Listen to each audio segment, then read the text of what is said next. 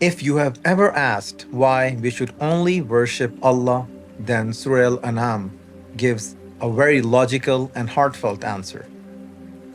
Assalamu alaikum. Today we're going to summarize Surah Anaam, which is the sixth surah of the Quran. The name means the cattle, and it's a Makki surah, and the revelation order is 55. So this surah starts in the seventh juz and continues into the eighth. So the topics of the seventh juz includes Tawhid, the message, day of judgment. So starting with Tawhid.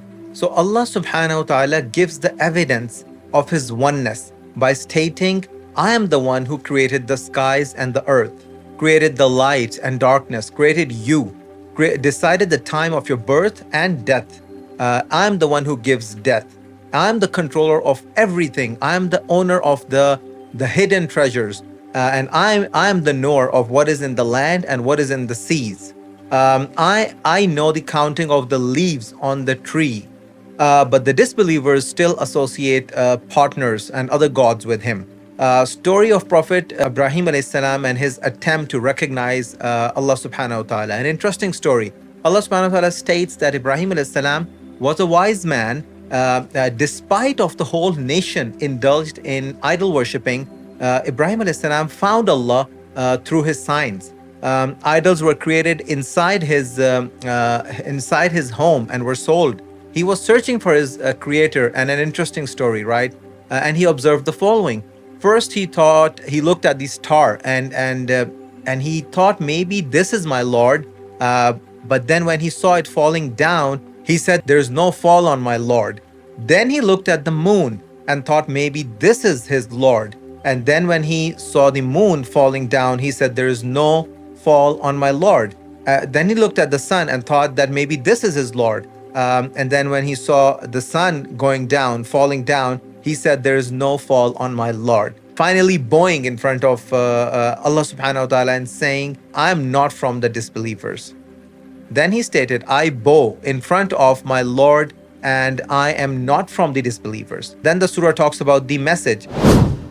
Allah subhanahu wa ta'ala gives evidence of his message and tells Prophet sallallahu alaihi wasallam that if we reveal a book on you and give it in the hands of the disbeliever, they would still not believe and say in return that this is magic. Allah subhanahu wa ta'ala answers the disbelievers why he doesn't send down a message through an angel, because they could not face him or talk to him. That is why Allah subhanahu wa ta'ala chooses the right person as his messengers. Allah subhanahu wa ta'ala tells Prophet sallallahu alaihi wasallam that the people of the book recognize you very well, just like they recognize their own sons.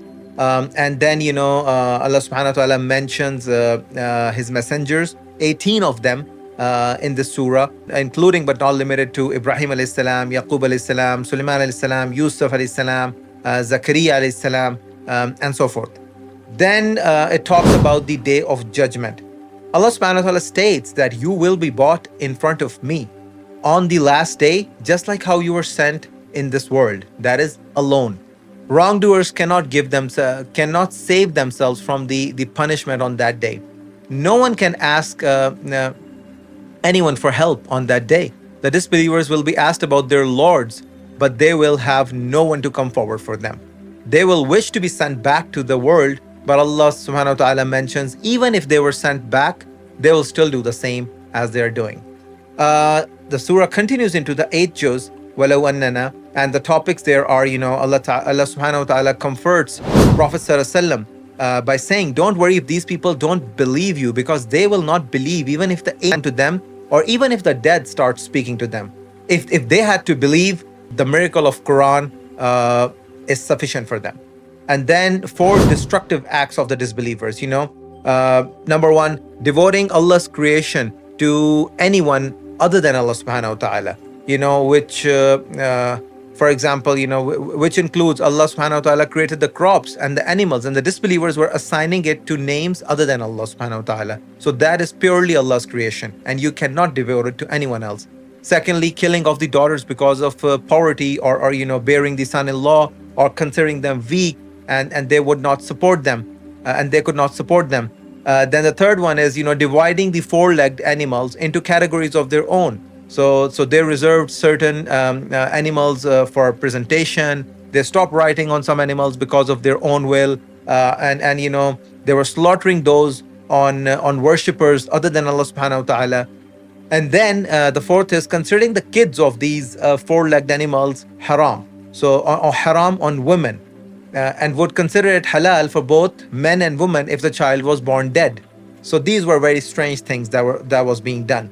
Then the surah mentions the two blessings of Allah Subhanahu wa Taala: farming, which includes different types of fruits, different colors, different taste, and animals, which is a great blessing.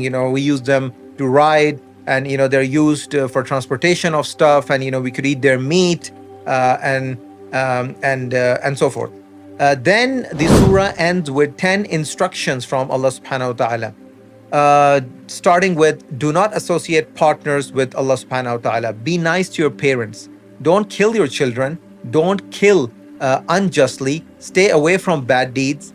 Don't consume the wealth of an orphan. Don't cheat on your scales for weighing. Keep justice in your mind while talking, and fulfill the agreement with Allah Subhanahu wa Taala and sticking to the straight path.